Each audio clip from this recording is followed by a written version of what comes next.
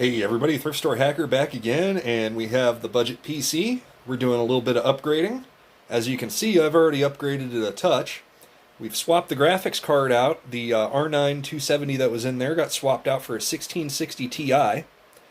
Now with the 1660 Ti, that is an 8-pin connector, and the server only has a 6-pin, so you'll have to get an adapter, and I honestly wouldn't push this much more than a 1660 Ti. The power draw is only about 120 watts, but you're coming from a 6 to an 8-pin adapter, so I think the bigger graphics cards could cause a problem. The power supply itself should be able to hold up to like a low 3000 series or something like that, but the 1660 was cheap.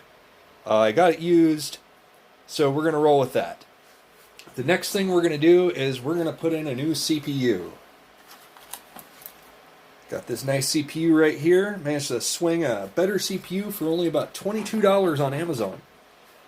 We're going from the E5 2660, which is a 2.2 gigahertz Xeon chip, and we're going to go up to the E5 2650 version 2. The version 2s, this will handle a standard and a version 2, and the version 2s are way more powerful. So I'm going to throw that in really quick, and we'll get going with this operation.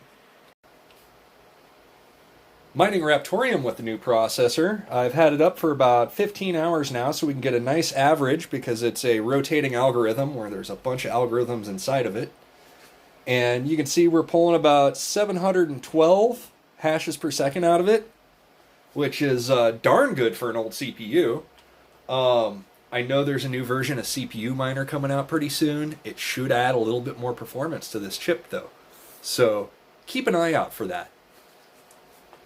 Now on the 1660 Ti, I don't have any overclocks or anything running yet. And we are getting, let's see here,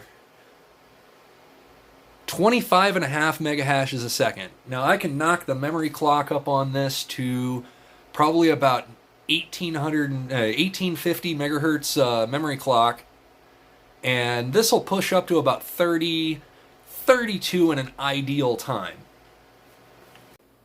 Alright, let's slam this beast through Passmark since we got it all together, and see what we get on the GPU and CPU totals. A lot of people like to run Cinebench and all that stuff. I like to use this one because you can easily hop on the internet, get totals, performance numbers and everything for just about every chip in existence. So let's hit the run benchmark here and let it do its thing.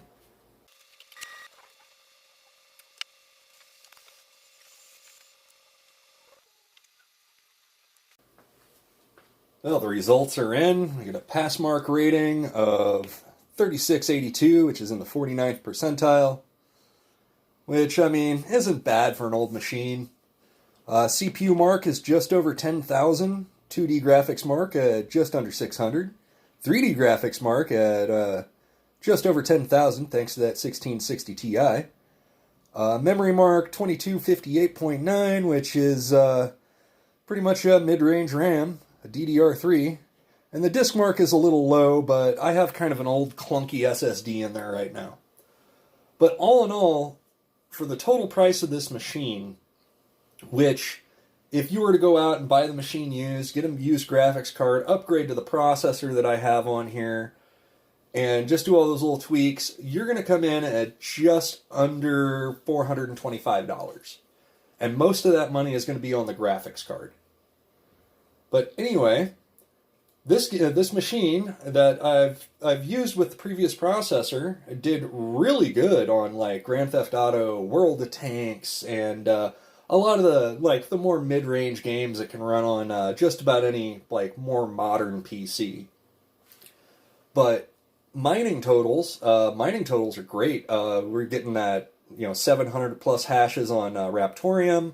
We're getting just over 40 kilohashes on Curve Hash for Pulsar Coin, and I'm really happy with it. For the price, with material shortages, and just the overall need to make a somewhat powerful computer, I think I did pretty good here. Let me know what you think in the comments. And that's all I have for you today. Until next time, build stuff, have fun, and stay safe.